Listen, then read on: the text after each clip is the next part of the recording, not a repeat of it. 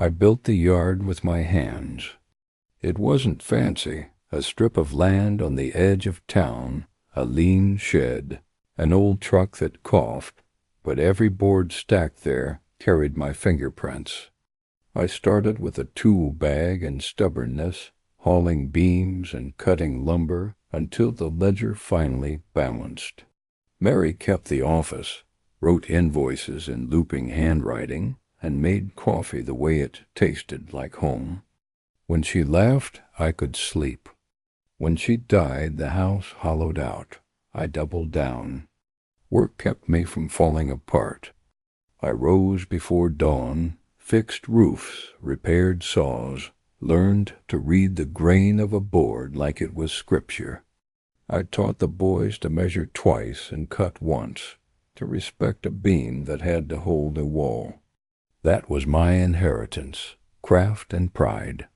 I thought if I handed them competence, I'd left them what mattered. After Mary, things shifted. Ethan read about markets. Caleb trailed him. They came back with plans, modernize, streamline, optimize. Some changes were sensible. A man must adapt. But the wedge came quick. Contracts signed hastily. Suppliers switched for lower bids. Margins boosted on paper while the work suffered. I took morning calls from angry contractors whose porches bowed from bad wood. Ethan said, "We'll fix it, Dad." His calm sounded like an absence of shame. Then the accounts moved. At first it was meetings I attended, where terms were nodded through. Later I walked into my office to find my chair taken, my desk occupied, and a lawyer in a crisp suit talking about family governance. They presented papers that reframed ownership and asked me to retire comfortably.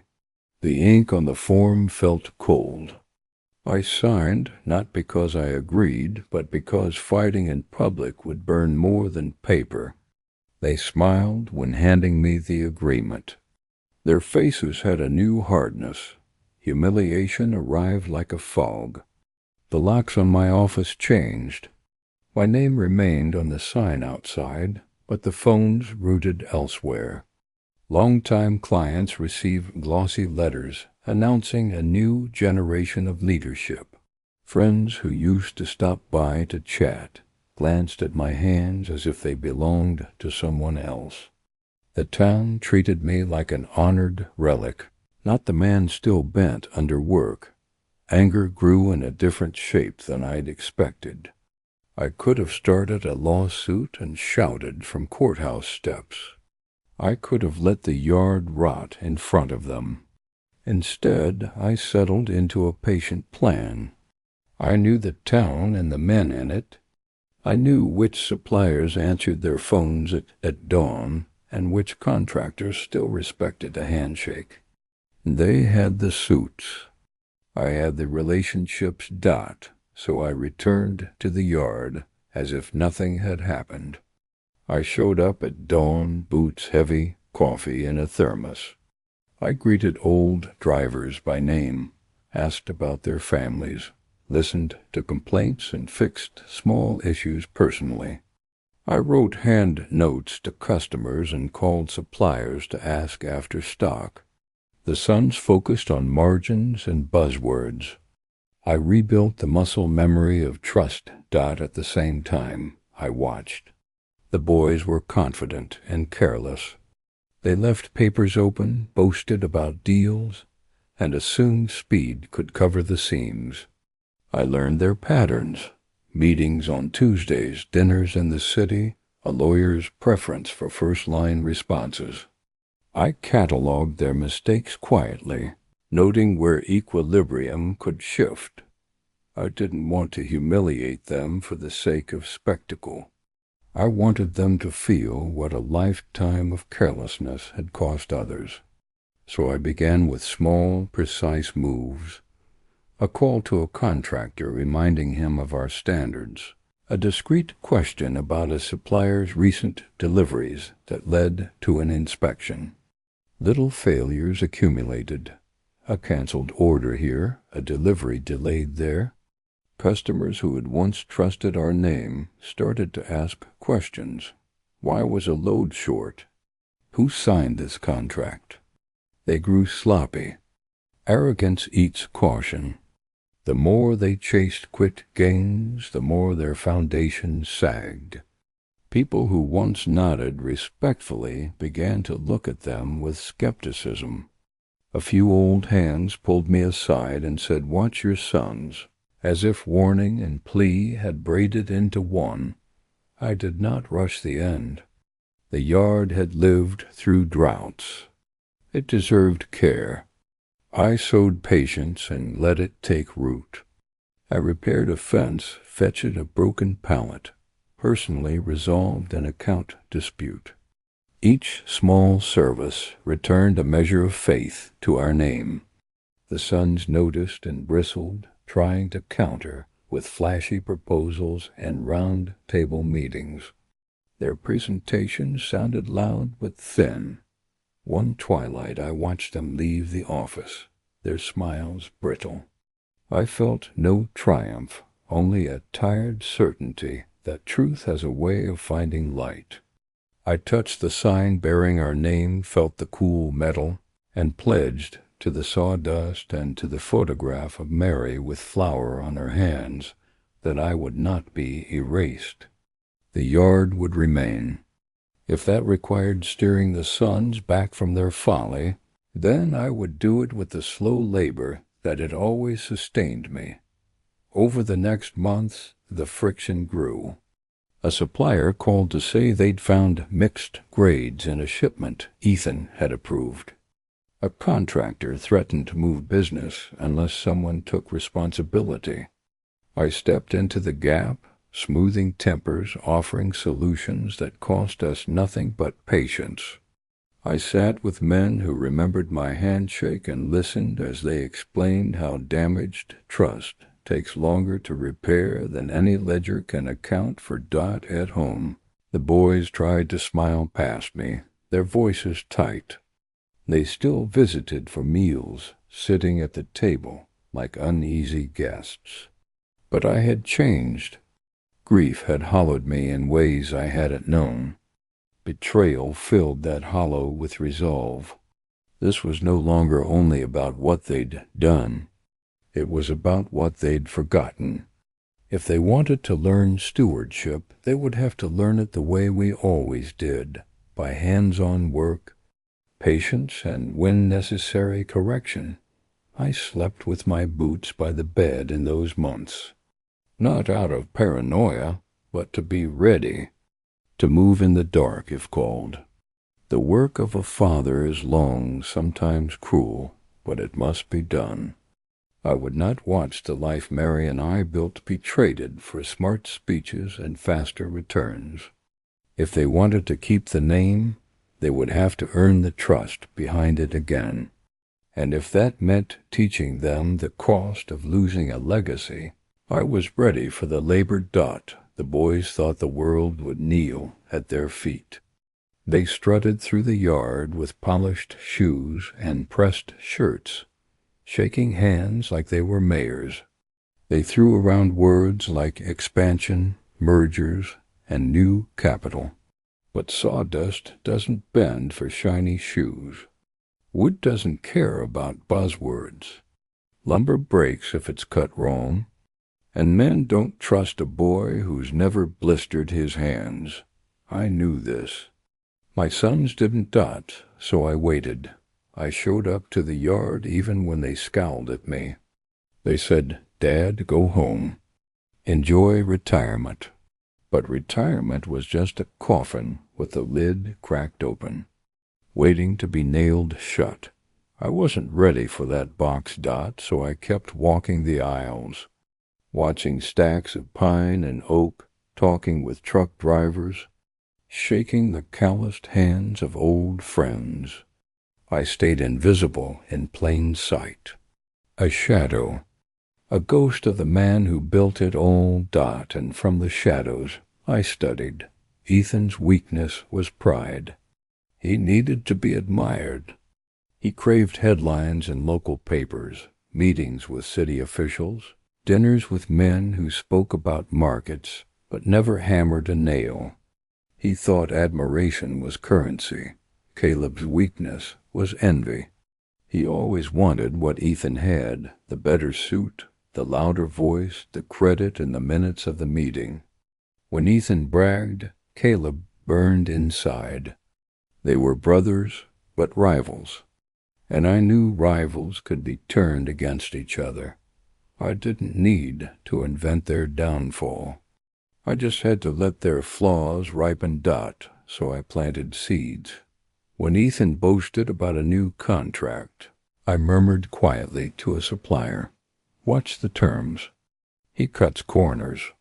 When Caleb handled payroll, I made sure to remind an old foreman of the short hours Caleb worked. "He's got a sharp pen," I'd say, "but has he ever sharpened a saw?" Whispers grew legs. Whispers turned to doubts. Doubts became cracks in the foundation my sons thought was solid. The first real collapse came in spring. They signed a deal with a cheap lumber mill across state lines, undercutting our long-trusted supplier. Looked good on paper. The margin rose like a balloon. Ethan bragged at a Chamber of Commerce dinner, lifting his glass high. But 2 months later, the wood warped. Entire shipments returned. Contractors furious.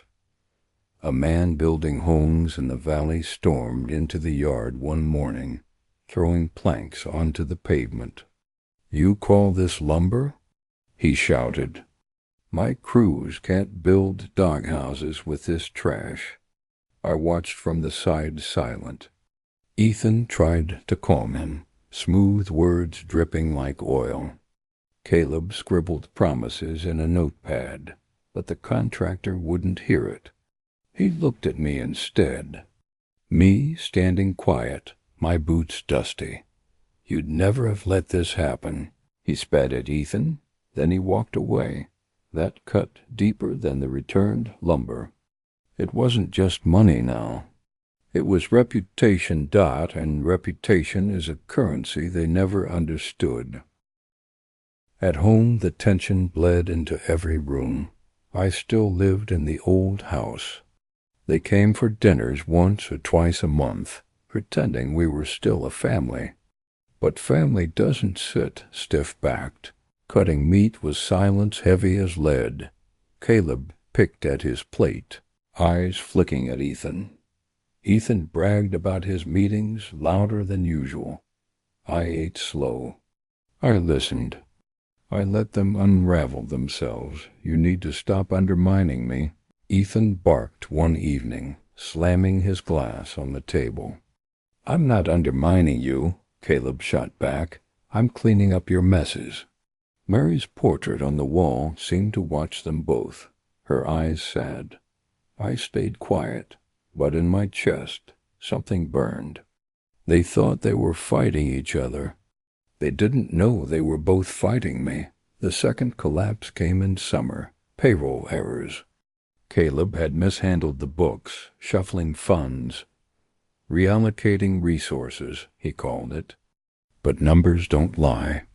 Checks bounced. Workers stood in the yard with folded arms and bitter faces. "You shorted us," one man growled. "I've got kids to feed." Ethan tried to blame Caleb. Caleb blamed Ethan. But the workers didn't care whose fault it was. They wanted their wages. That's when I stepped forward. Quiet, calm. "I'll cover it," I said. The yard hushed. Ethan's face flushed red, Caleb pale as chalk. I pulled cash from my own pocket. Not much, just enough to tide men over until the books cleared. But it was enough. The workers nodded, muttering thanks. Their trust shifted in that moment, like a compass finding north again. And my sons? Their eyes burned holes through me.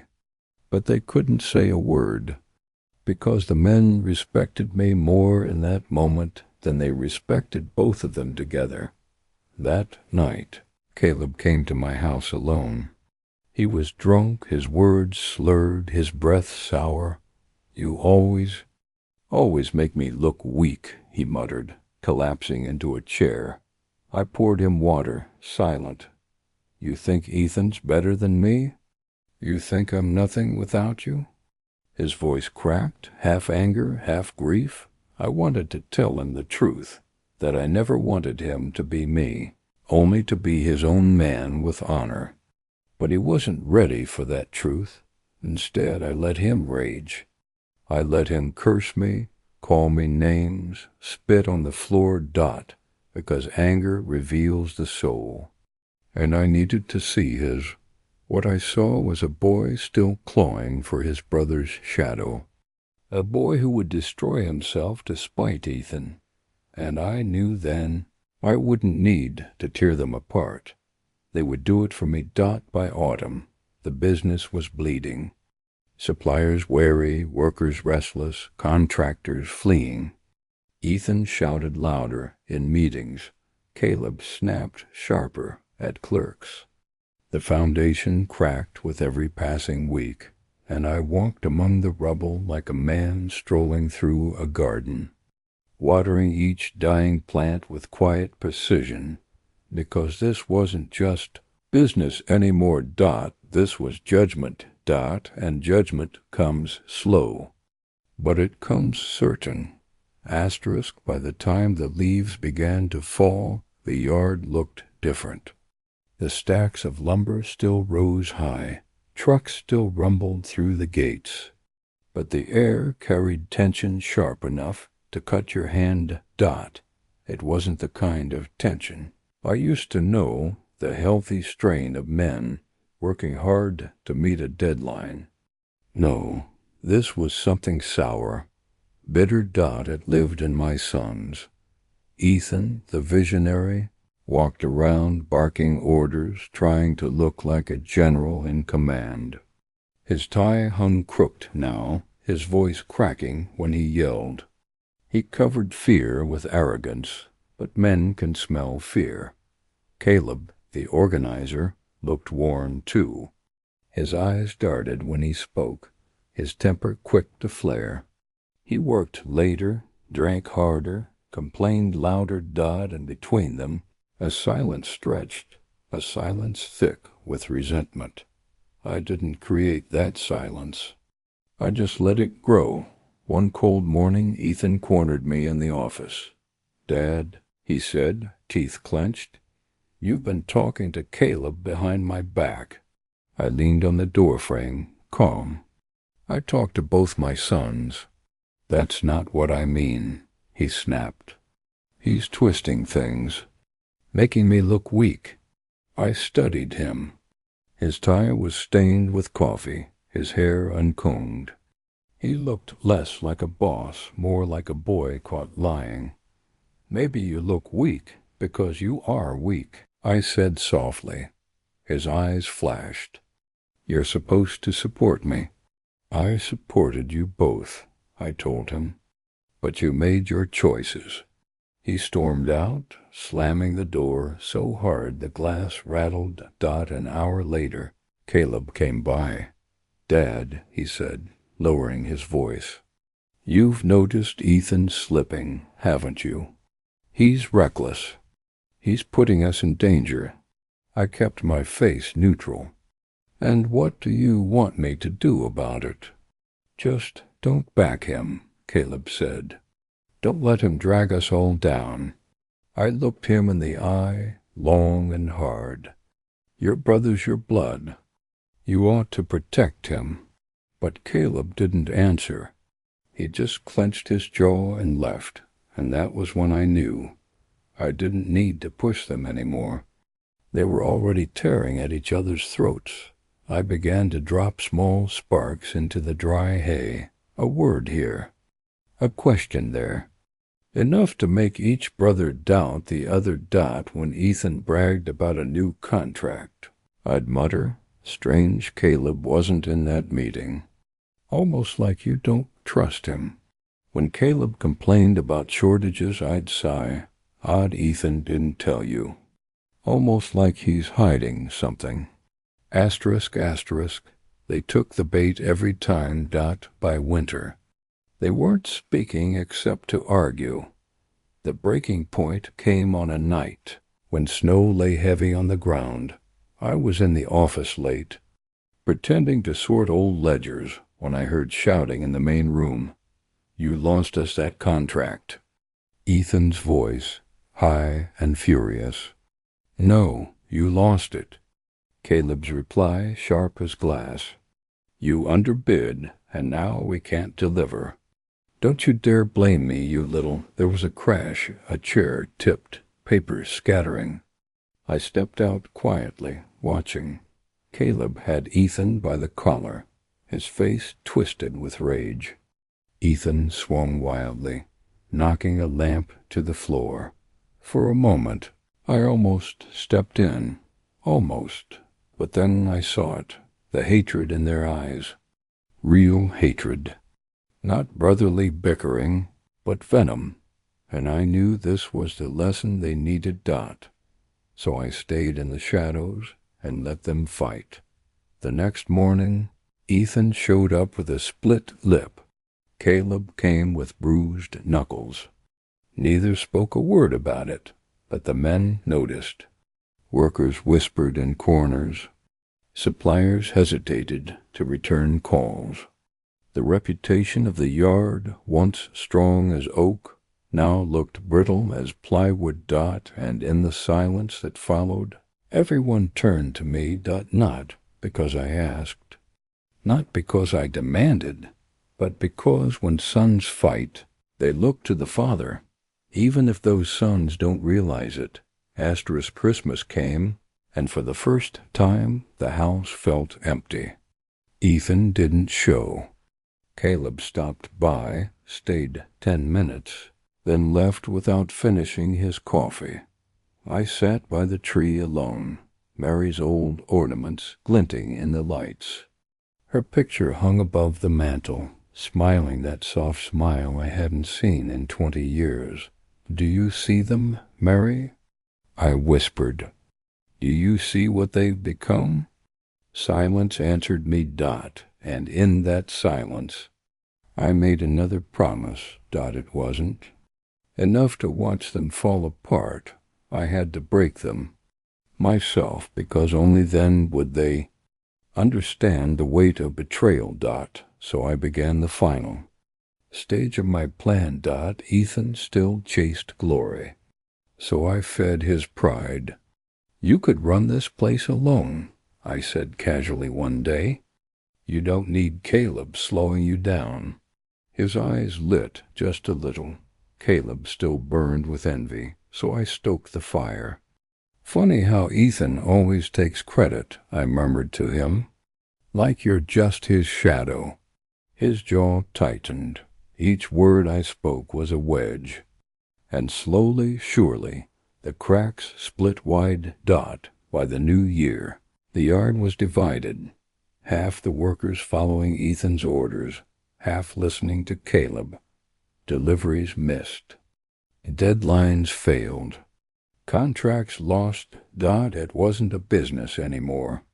It was a battlefield, and I stood in the middle, calm as a general, knowing the war was mine to finish. I didn't need fists or fire. I only needed patience. Because the greatest revenge isn't striking first. It's letting your enemies destroy each other. And my sons, they were doing the work for me. Winter turned the yard into a graveyard. Snow piled on stacks of unsold lumber, trucks idled unused, and the steady hum of saws, the sound I'd lived by for 40 years, went quiet. Ethan walked the office like a caged wolf, snarling orders no one followed. His suit no longer fit right, collar stretched, tie frayed. Caleb stayed late, scribbling over ledgers that made less sense each week. His eyes carried purple rings. His hands shook when he poured coffee. They thought they were still in control, but control was already mine. The first strike came with the bank. Ethan had taken loans. Big ones, without telling Caleb. He thought he was clever, covering up with fake numbers, cooked contracts, promises of expansion that never came true. But I knew. I walked into the bank myself, the same bank where I'd borrowed 20 years ago to buy my first sawmill. The manager, an old friend, leaned across the desk when I spoke. "Pull the notes," I said. "Don't wait for repayment." He frowned. "That'll cripple them." I stared at him. "That's the idea." 3 days later, the notices hit. Ethan stormed through the yard waving letters, screaming at Caleb for hiding the truth. Caleb shouted back that he hadn't even known. Their shouting carried across the whole yard. The workers heard every word. The second strike came with the workers themselves. Loyalty can't be bought with promises, but it can be lost with broken ones. My boys had promised bonuses, new equipment, better pay. None of it came. I visited men in their homes, sitting at kitchen tables, scarred from years of meals. I shook their hands, looked them in the eye. "Trust me," I said. "Not them." And one by one they shifted. Next morning, half the crews ignored Ethan's orders. Caleb tried to rally them, but they only stared at me, waiting for my nod. Ethan exploded, red-faced, veins bulging. Caleb slammed ledgers onto desks, demanding obedience. And all the while, I stayed calm, because they were losing what I'd built. I was taking it back. The third strike came at home. I invited Caleb to dinner. Just him, no Ethan. He showed up tired, bitter, desperate. He'd barely touched his food, just drank whiskey until his words loosened. "He thinks he's smarter," Caleb muttered, stabbing at the table with his fork. He thinks he's the heir, but without me, he's nothing." I leaned forward, my voice low. "Then take it from him." Caleb froze. "What do you mean?" "You're the one keeping the books. You're the one holding the workers together. Why let Ethan drag you down? Make a move. End it before he ruins everything." I didn't say more. I didn't have to. The seed was planted. 2 nights later, I did the same with Ethan. "You've always been the leader," I said. "The face of the business. Caleb's just a clerk. Don't let him poison what you've built." Ethan's lip curled, hungry for the words. "You're right. He's dead weight." And with that, the war stopped being mine. It became theirs. By early spring, they were enemies. Meetings turned to shouting matches. Workers chose sides. Ethan accused Caleb of theft. Caleb accused Ethan of fraud. Contracts slipped through their fingers like water. And every slip, every failure, every angry word, it all came back to me, because I wasn't just watching anymore. I was pulling strings, whispers placed at the right moment, documents slipped into the right hands, questions asked at the right time. Ethan thought Caleb betrayed him. Caleb thought Ethan betrayed him. Neither of them saw the truth, that their father was dismantling them piece by piece. The breaking point came one night in March. The office lights burned late. I sat in the shadows unseen while my sons argued louder than I'd ever heard. "You stole from me."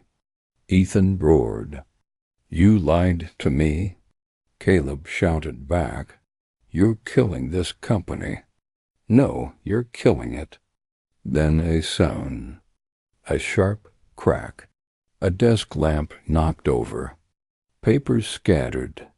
A punch thrown For a moment, I thought one of them might actually kill the other, but they didn't. They just stood there, panting, faces red, hands trembling, and I stepped into the light. Enough. They froze. "Look at you," I said, my voice low, steady. "Two grown men, acting like spoiled boys.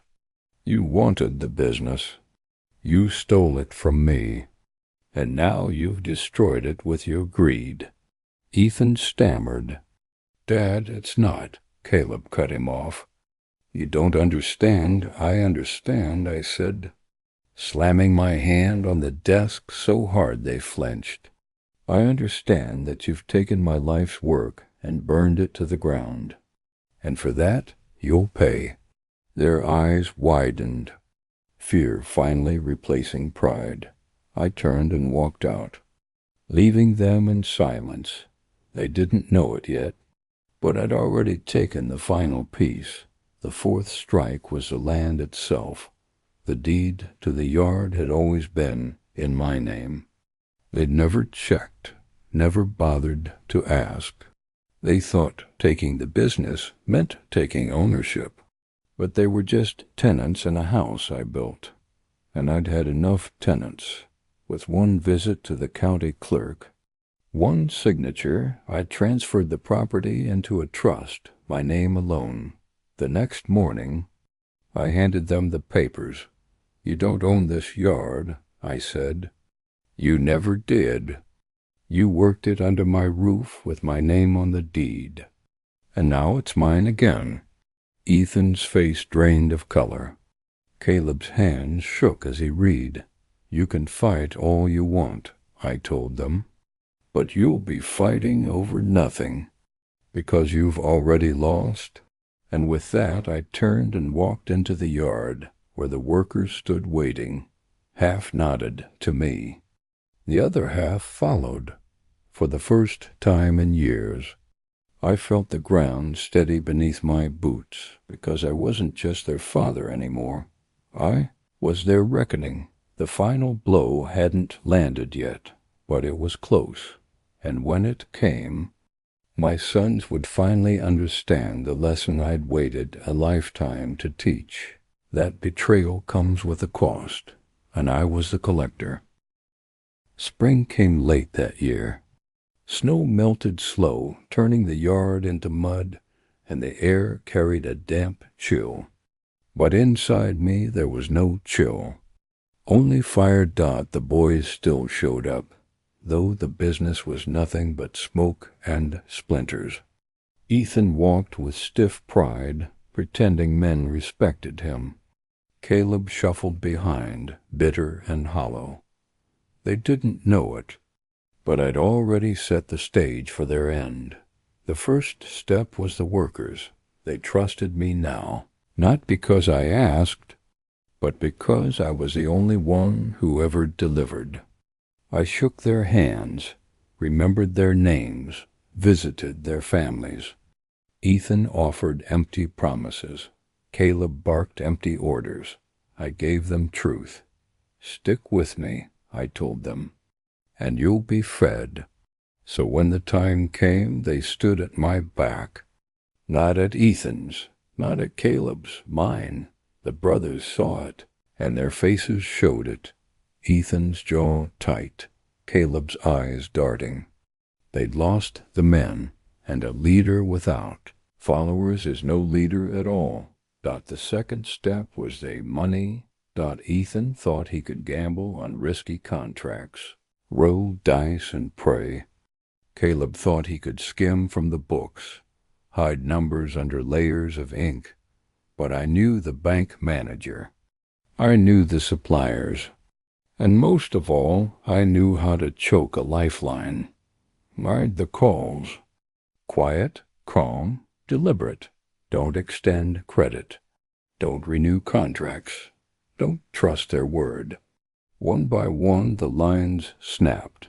Ethan raged, slamming fists on desks.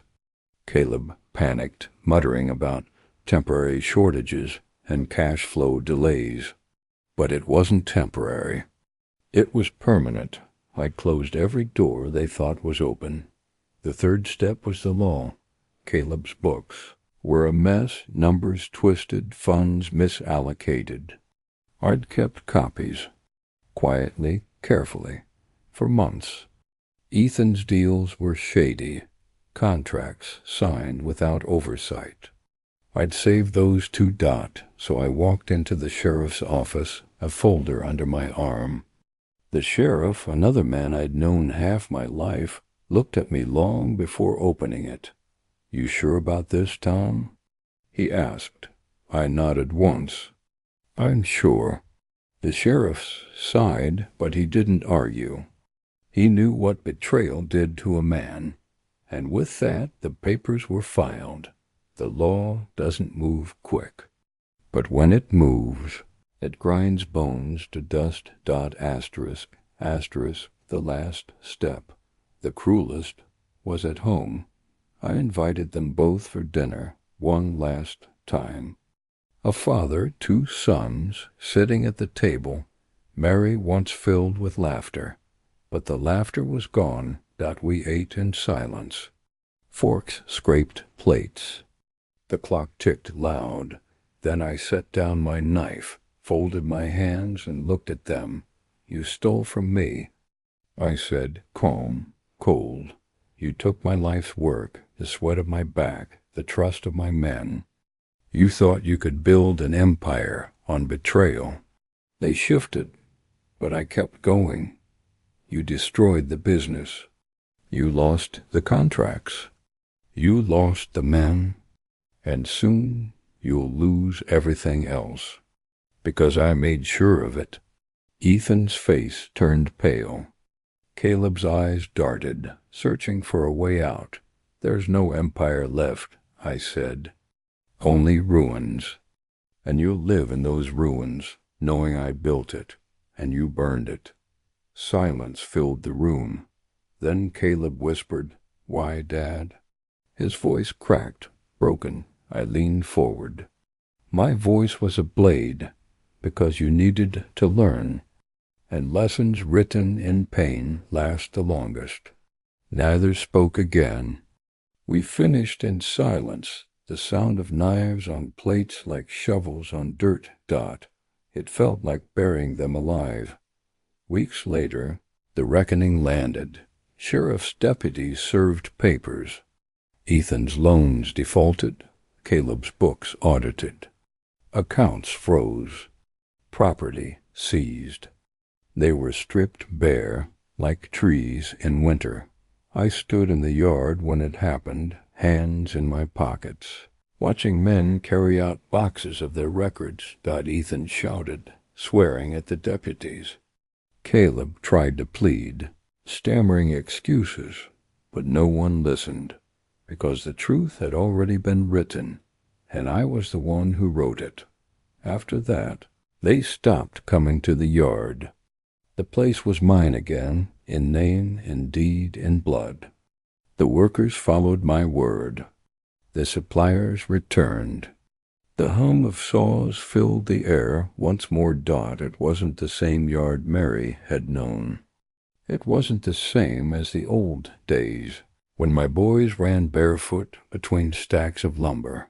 But it was alive again, and I was alive in it. Sometimes, late at night, I sit on the porch and think of them. Ethan, stripped of pride, wandering like a man without a name. Caleb, bitter and hollow, drinking his nights away. They're still out there, somewhere, living, breathing, but broken. And that's the way it had to be. Killing them would have been easy, quick, but leaving them alive, with nothing but the weight of their betrayal, that was a sharper blade, because every morning they wake up, they'll remember. Every time they pass the yard, they'll know it's mine again, and every time they see my face, they'll know they lost not to chance, not to bad luck, but to their own father. That's a punishment no grave could ever deliver. So here I sit, gray in my beard, calloused hands wrapped around black coffee, watching sawdust float in the air like snow. The yard is mine. The men are mine. The name is mine, and my sons, they are nothing, and that's my revenge.